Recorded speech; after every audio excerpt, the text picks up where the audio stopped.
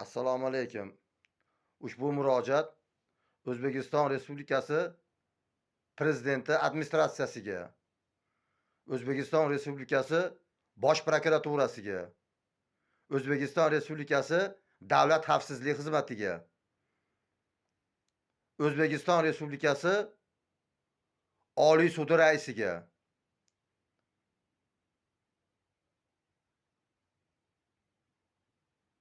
men sizlarga andijonlik 1-guruh nogironi Alimov Tavakkal yana murojaat qilyapman. Boshidan bosh aytyapman. Biza Andijonda haqiqat yo'q deb. Mana bugun o'zini isbotini topdi. Andijon tumanlararo fuqarolik sudida 7 yil nayrang qilishib, bitta jinoyat ishini ko'rishib, fuqarolikka yo'naltirgandan keyin bugun Andijon tumanlararo fuqarolik sudida Razzoqov sudyamiz raisligida ishni ko'rishdi. Razzoqovning xulosasi yangi ochilgan holat yo'q degan xulosaga kelibdi.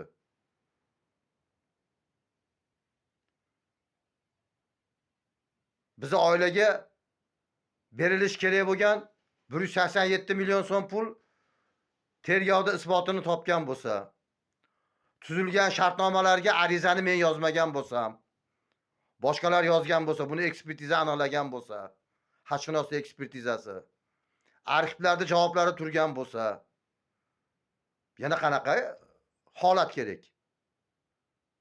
Boshidan bosh aytyapman, o'yin bo'lyapti, o'yin nayrang o'lyapti deb. Andijonda haqiqat yo'q. Biz endi voydod deb kimga aytaylik dardimizni?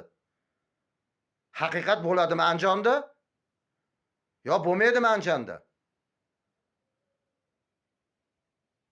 Yo mana korrupsionerlarni kasofatiga qolib ketamizmi endi biz? Men kuyib qolaman endimi?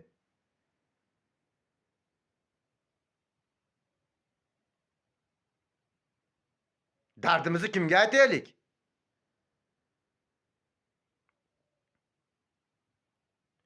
Sudni boshlanishida Razzoqov janoblari millatchilik qilib, Birlashgan Millatlar Tashkilotidan kelgan Yelena Urloyevani millatchilik qilib chiqarib yubordi sud zalidan.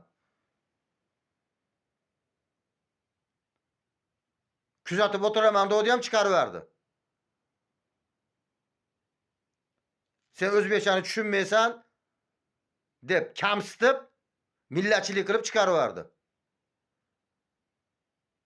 Endi bugungi xulosasi yangi ochilgan holat yo'q deb. Yana qanaqa holat kerak?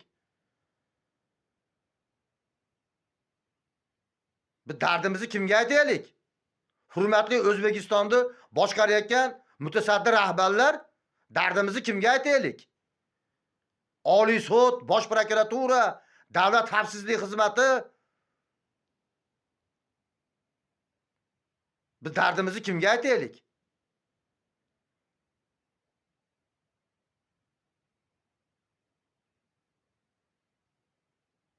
Jar solyapsizlar-ku, huquqiy demokratik davlat quryapmiz deb.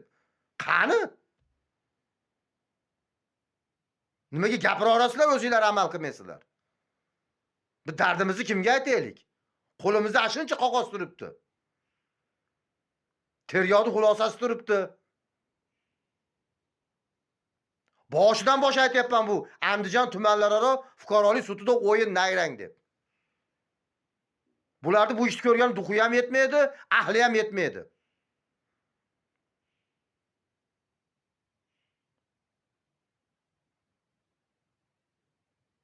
Ushbu holat bo'yicha men davlat komissiyasi tuzishni xohlayman. Talab qilaman sizlardan. Bosh prokuraturadan, Oliy suddan, Davlat xavfsizlik xizmatidan komissiya tuzinglar. Holatni o'rganishsin, ko'rishsin. Qanday endi bu?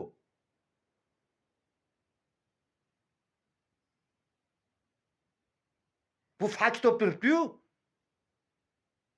Meni nomimda joyda sotishib yuborgani. U meni xulosam emas u. Va davlatni chiqarib qo'ygan hadshunosiy ekspertizani xulosasi. Arizani men yozmaganman, qo'lni men qo'ymaganman. Yana qanaqa isbot kerak?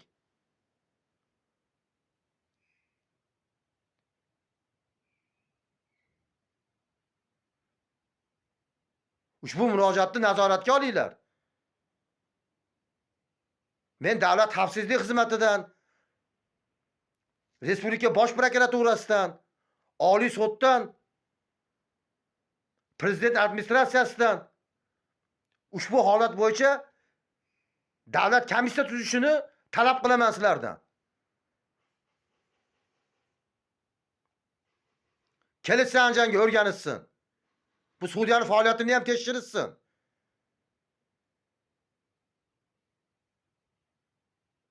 Qanday u nima u shu darajada anaqami u?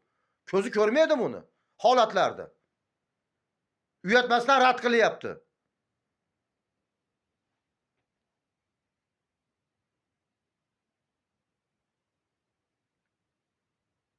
Yana qaytarib aytyapman.